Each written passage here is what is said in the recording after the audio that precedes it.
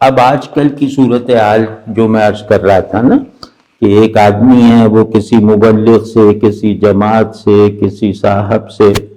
متاثر ہو کر اس نے ایک لاؤبالی پن کی زندگی چھوڑ دی۔ اب اس نے پہلے ہی دن آغاز تہجد سے کیا اور فوراً اس نے پائچے اوپر کیے، داڑھی رکھنے کی قسم کھا لی، ٹوپی بھی جا کے ڈھونڈی، سب کچھ کر لیا، جو وہ پتلون قمیص پہنتا تھا وہ سب پھینک دیا اور وہ لمبا کرتا وغیرہ بنا لیا، پگڑی بھی پہن لی۔ تو سخت سردی میں ٹھنڈے پانی سے وضو کر رہا ہے، گرم پانی ہوتے ہوئے بھی۔ تو اب جب یہ دینداری کا پہلا دن جب گزار کے پہلا دن جب اس کا آغاز ہوگا، یعنی تہجد جب پڑھ کے یہ سلام پھیر کر اپنے ارد گرد ماں باپ، بھائی بہن یا جو بھی گھر میں ہیں انہیں سوتا ہوا دیکھے گا، کسی کمرے میں بھی کوئی روشنی اسے نظر نہیں آئے گی،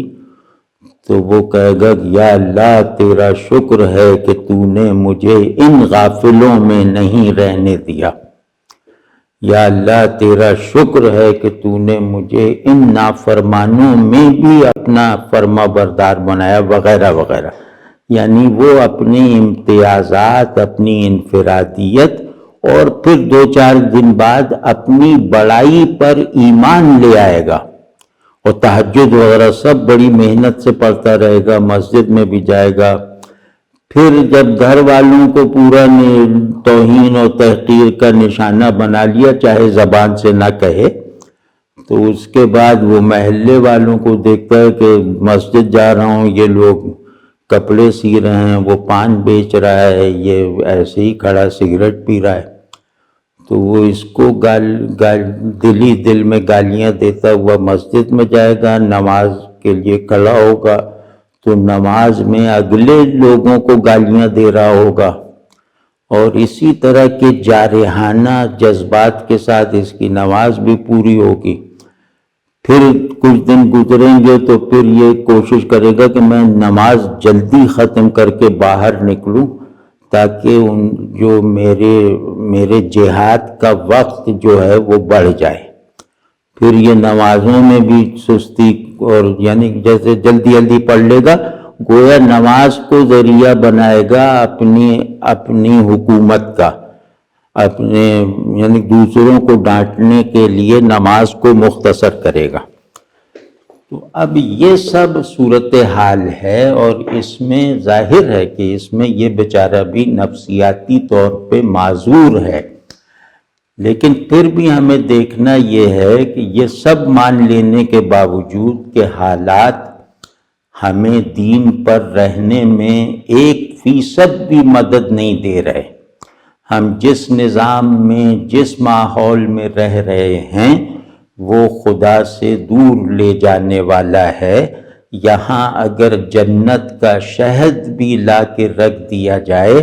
تو وہ زہر بن جائے گا یہاں کی ہوا سے۔ تو بالکل ناسازگار ماحول ہے، بالکل متصادم ماحول ہے، سب کچھ ٹھیک ہے، ظاہر ہے، لیکن اس انتہائی ناسازگار ماحول میں ایک ایسا آدمی جو خود اس ماحول کی تعمیر میں ایک کارکن کا کردار ادا کر رہا تھا، وہ توبہ اللہ کر کے جب دینداری اختیار کرتا ہے تو وہ اس طرح کے مائنڈ سیٹ میں کیوں مبتلا ہو جاتا ہے، اس طرح کے جارحانہ مزاج ہی کو دینداری اور جہاد کا عنوان دے کر فارغ کیوں ہو جاتا ہے،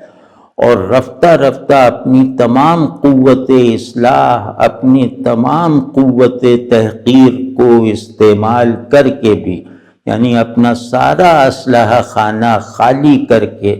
جب پتہ چلتا ہے کہ نہ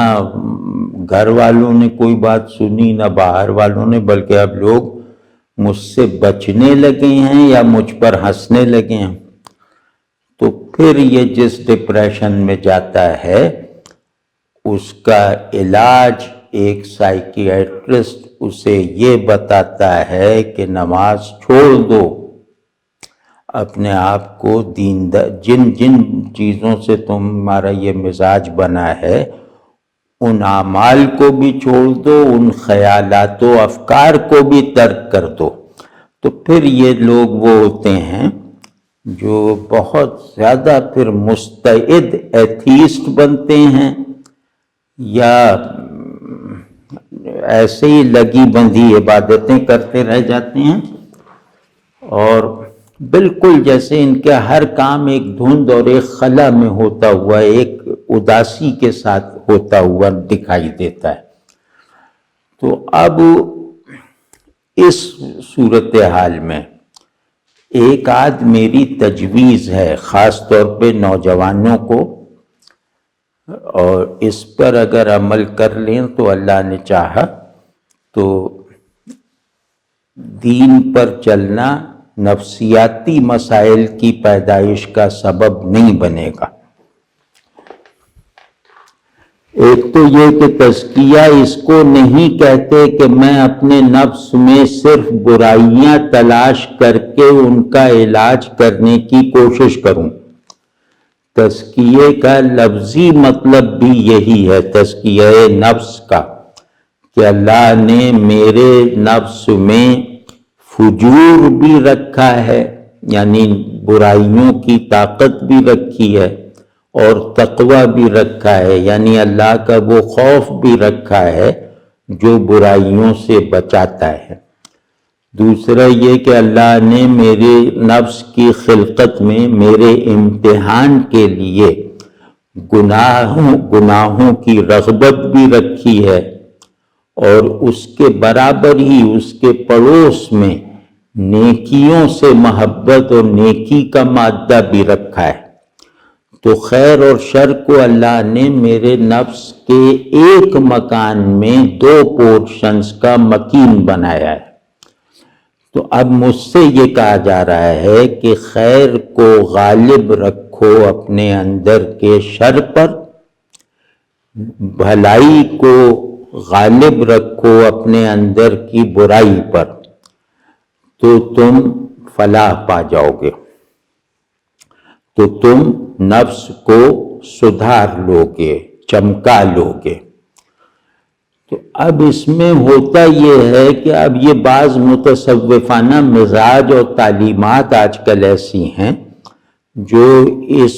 بہت ضروری عمل کو بھی کنفیوژن کی نظر کر رہی ہیں اور بالکل معطل کر رہی ہیں۔ وہ مجھے سے اپنا تزکیہ کرنا ہے، ظاہر ہے کہ دین کا ہر حکم اس بات سے مشروط ہے کہ میں اپنا تزکیہ کروں، تو مجھے اپنا تزکیہ کرنا ہے، اپنی برائیاں بھی ڈھونڈنی ہیں اور اپنی اچھائیاں بھی دیکھنی ہیں۔ تو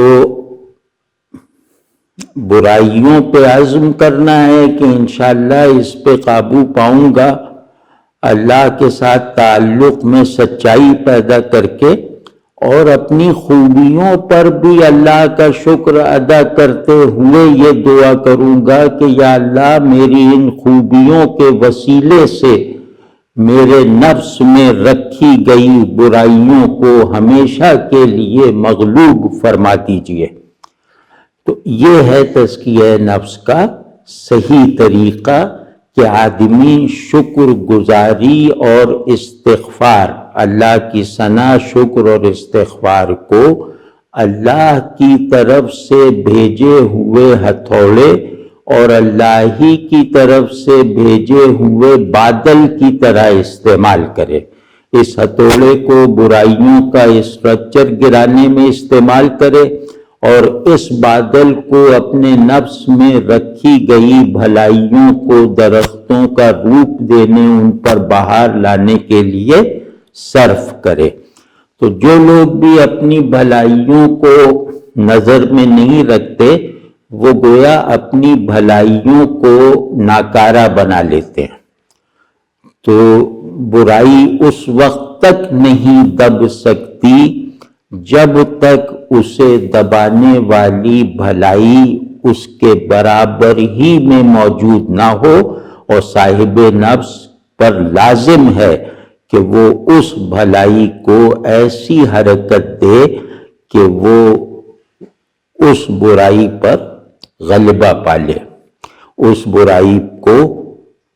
ہمیشہ کے لیے نہ ابھرنے دے۔ تو اس میں